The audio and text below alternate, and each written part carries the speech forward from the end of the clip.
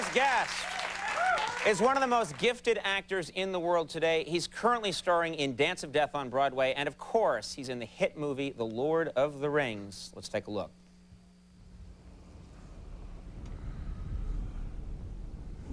A Balrog, a demon of the ancient world. This foe is beyond any of you. Run!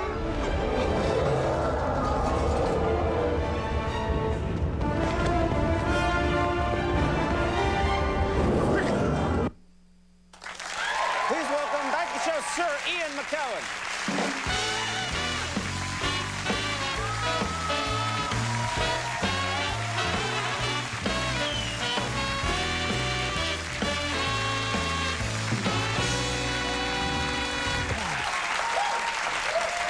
Thanks for being here. Lovely to be here.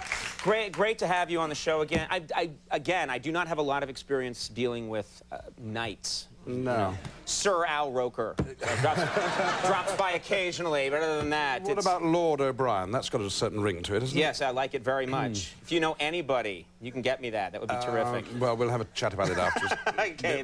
Make a nice wedding present, wouldn't it? That would be very nice, yeah. Thank you for mentioning that. Okay. No one knows what we're talking about. Now, this movie, let's talk about this, because this doesn't happen every day. This movie has made, you know, something like $240 million. It hasn't even been out that long. It's a huge phenomenon. Have you had the experience of seeing it with fans, or have you just had the experience of seeing it in, like, screenings with lots of other Hollywood types? Well, I was very nervous about seeing it with fans because they've been waiting for it for so long. You know, people have known the books, and the Tolkien books, and they've been contacting me on my website and telling me how I should play the part and all that sort of thing. And so when I finally got to see it, I said, I want to see it with those sorts of people. So I said, can I go and see the midnight showing on its opening night?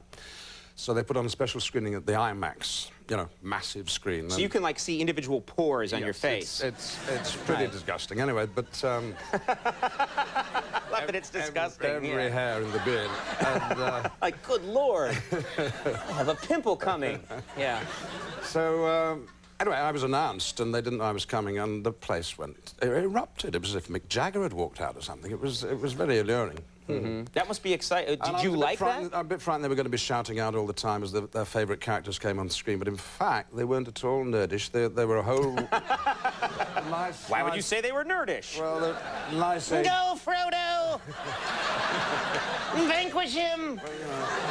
Well, you know, like the Rocky Horror Show crowd, yeah, you know. exactly. But they were all ages, and they gave me a nice welcome, and they sat quietly through the movie. I asked them at the end, I said, please turn off your cell phones and hold on to your bladders. Here we go, because it's quite a long movie. Now, there's even talk, this movie is doing so well, there's talk about issuing commemorative stamps with the different actors playing the different characters. Well, I'm hoping we might get on the Euro when the United Kingdom goes into it, but... As you can see, there's some great Euros coming. Beautiful. Do you have Euro fever as well? Not at all. No, okay, I have no interest in it. But no, we are already on stamps in New Zealand, bless it. New Zealand is the little country where this movie was made, and if you like the movie, go to New Zealand and have a look at the amazing landscapes. They have stamps in New Zealand? On the stamps, and when I was told this was going to happen, I said, please, can I go on the 40-cent stamp, because that's the one that everyone uses most, you know, just for sending the regular letters. So this Christmas, everyone's sending off their Christmas cards and licking me on my backside, you know, before... So to speak, yeah. So to speak, yeah. Now, as good as it is that this movie's done this well, you know that it's only a matter of time before the porn versions start to come out. I mean, I'm sorry, but I think we have to be honest that it's only a matter of time whenever this is something that the United States has added to the culture of the world. Whenever a movie is that successful, count to 3 before you're done, they're coming out with the porn title. I knew I shouldn't do a late-night show. Well, I told you not to come. There isn't very much sex in Lord of the Rings. There's lots of adventure and quite a bit of comedy, but no, it's mainly a masculine affair of people who are ruggedly friendly. I wouldn't put it more strongly than that. Right. And I don't know, Gandalf in porn, his beard is so long, I think that would rather defeat the purpose of a porn movie, actually. What do you mean? Can't see anything. Oh! When did you last see a porn movie? Well, actually... I'm not going to say when I saw a porn movie. A week's a long time. Now, there's... I have Sir Ian McKellen here. Why do I do these things? I could have a classy show if I tried, but something... I doubt it. I've watched this show for too many years. You're right. He's right. There's, of course, another thing with a movie that is this successful is the merchandising. There's Burger King's doing the merchandising. Is it strange? Do you get a chance to... Do they need your approval? Do you get a chance to see any of this stuff? Yeah, in your contract, you are allowed to see the prototype and approve it or not. I said yes, because I love the idea of being on people's dinner tables and so on. And the Burger King cups are beautiful. $1.99.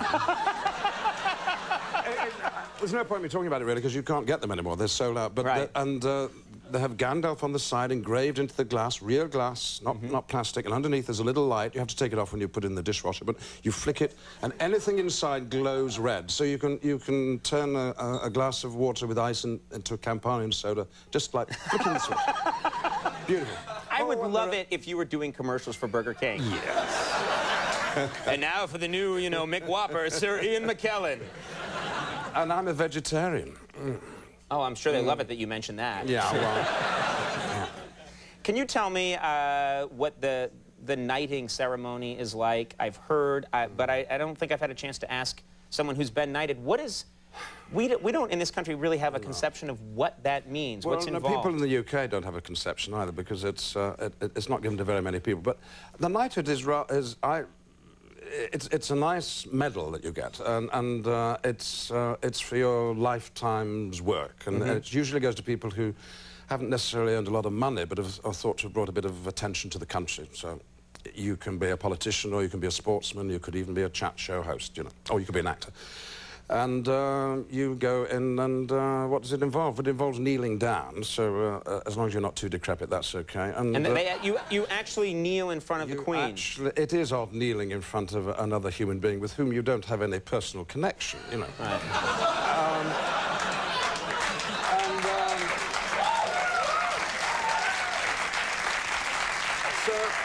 And she taps you... I apologize for this sordid audience. I don't know where we get these people. She just taps you very gently on the shoulder with a sword. I don't know where that ceremony comes from, and the moment you stand up and shake hands, then you're suddenly got this title to your name, which you can either use or not. And Mayor Giuliani is a knight. That's right. Sir Rudy, Colin Powell, Schwarzkopf, Ronald Reagan. But I don't think they're allowed to use their titles in this wonderful democracy. It's a good thing we have that in this. We have so standards in this country. It won't be much point. You've been made a sir. That's all. You won't be able to use it. You said you get a medal. Do you ever wear your medal? Do you wear it out? Do you take it around? I usually put it on the Christmas tree this time of year. Next to the wonderful Burger King Lord of the Rings Christmas ornament. I've got a one-man show, and I was showing people the medal during the show and passed it round, let the audience pass it round, and it was always a little bit nerve-wracking at the end of the show whether I would actually get it back, but I have done, yes. I've still got it. In New York, you want to be careful. Yeah, exactly. Yeah, there's sticky fingers. As if I have to mention this, Lord of the Rings is in theaters now. I love that there are people at home watching me. Huh, Lord of the Rings? Sounds interesting. And Dance of Death is playing through Sunday at the Broadhurst Theater in New York City. And you didn't ask me about my tattoo. Perhaps you didn't know about it. No, I don't know. Surely you had Elijah on here, and did he not show you his tattoo? All the members of the fellowship. We'd had such a good time together. At the end, went to a little seedy tattoo parlour in Wellington, the capital city, and we all had a tattoo which says 9 on it. But I'm not going to show you. It's just an enticement for people to come see Dance of Death, where I take my shirt off. So if you want to see the tattoo, you can... If you want to see just $50 and you this man's tattoo, you've got to go see Dance of Death. Yeah, that's at the, again, Broadhurst Theater in New York City. You know, Max, we should do that. You and I should get tattoos. Yeah. Okay, he's blowing... I love my band leader just blows me off. Yeah, whatever you say, buddy. Max never seems too certain about anything, does he? Yeah, he's still not sure about me. Anyway, all kidding aside, you honor us by being here. Thank you very much. Very continued success to Sir Ian McKellen. Chris Matthews coming up. We'll be right back.